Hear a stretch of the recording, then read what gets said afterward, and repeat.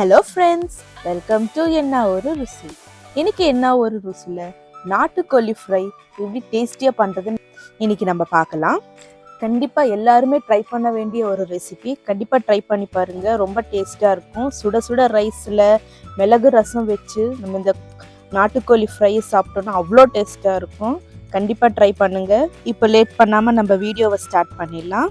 நான் இங்கே 1/2 kg நாட்டுக்கோழி எடுத்திருக்கேன். நல்லா க்ளீன் பண்ணிவிட்டு குக்கரில் எடுத்துக்கோங்க. அதில் இப்போ நம்ம தண்ணியும் சேர்த்துக்கோங்க. 1/2 tablespoon சால்ட் ஆட் பண்ணிக்கோங்க. இது நம்ம 8 விசில் வர வரைக்கும் வச்சுக்கலாம். அது விசில் வரதுக்குள்ளே நம்ம இப்போ மசாலாவை ரெடி பண்ணிக்கலாம். 4 லவங்கம், ஒரு பட்டை, ஒரு ஸ்டார் அனீஸ், 3 காஞ்ச மிளகாய், 2 tablespoon தனியா நல்லா ஃப்ரை பண்ணிக்கோங்க. இந்த இன்க்ரீடியன்ஸ்லாம் நல்லா ஆறுனதும் நம்ம ஃபைன் பவுடராக கிரைண்ட் பண்ணிக்கோங்க. இப்போ குக்கரில் 8 விசில் வந்ததுக்கப்புறம் நம்ம இதை வடிகட்டி எடுத்துக்கலாம்.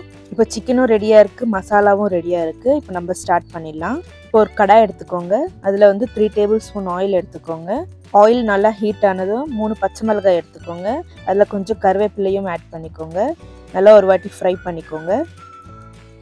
இப்போ இதில் 1 tablespoon ginger garlic paste add பண்ணிக்கோங்க. இதுவும் பச்சை வாசனை போகிற வரைக்கும் நல்லா ஃப்ரை பண்ணிக்கோங்க. இதில் 1/2 tablespoon மஞ்சள், 1/2 tablespoon சால்ட் ஆட் பண்ணிக்கோங்க. ஒரு வாட்டி நல்லா மிக்ஸ் பண்ணிக்கோங்க. இப்போ இதெல்லாம் நல்லா ஃப்ரை ஆனதும் 1 tablespoon காரம், 2 tablespoon தனியா பொடி எடுத்துக்கோங்க. இப்போ இது எல்லாமே ஆயிலில் நல்லா ஃப்ரை பண்ணிக்கோங்க. இப்போ இதில் நம்ம நாட்டுக்கோழி ஆட் பண்ணிக்கலாம். இப்போ ஒரு வாட்டி இதை நல்லா மிக்ஸ் பண்ணிக்கோங்க. இப்போ இதில் 1 கிளாஸ் வாட்டர் ஆட் பண்ணிக்கோங்க.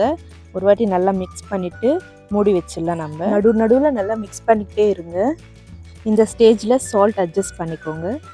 சிக்கனில் இருந்து வாட்டர் எல்லாமே நல்லா ட்ரை ஆகிடுச்சு. இந்த ஸ்டேஜில் நம்ம ரெடி பண்ணி வச்சுருந்த மசாலா பவுடர் ஆட் பண்ணிக்கலாம். இதையும் ஒரு வாட்டி நல்லா மிக்ஸ் பண்ணிக்கோங்க. ஒரு 2 minutes கழித்து லாஸ்ட்டாக கொத்தமல்லி ஆட் பண்ணிக்கோங்க. அவ்வளோதாங்க, முடிஞ்சிச்சு. ரொம்ப டேஸ்டியான நாட்டுக்கோழி ஃப்ரை. கண்டிப்பாக ட்ரை பண்ணி பாருங்கள், ரொம்ப டேஸ்ட்டாக இருக்கும். இந்த வீடியோ எல்லாருக்கும் பிடிச்சிருக்கும்னு நினைக்கிறேன். பிடிச்சிருந்துச்சுன்னா கண்டிப்பாக நம்ம சேனலை லைக் பண்ணுங்கள், ஷேர் பண்ணுங்கள், சப்ஸ்கிரைப் பண்ணுங்கள். தேங்க்யூ ஃபார் வாட்சிங்.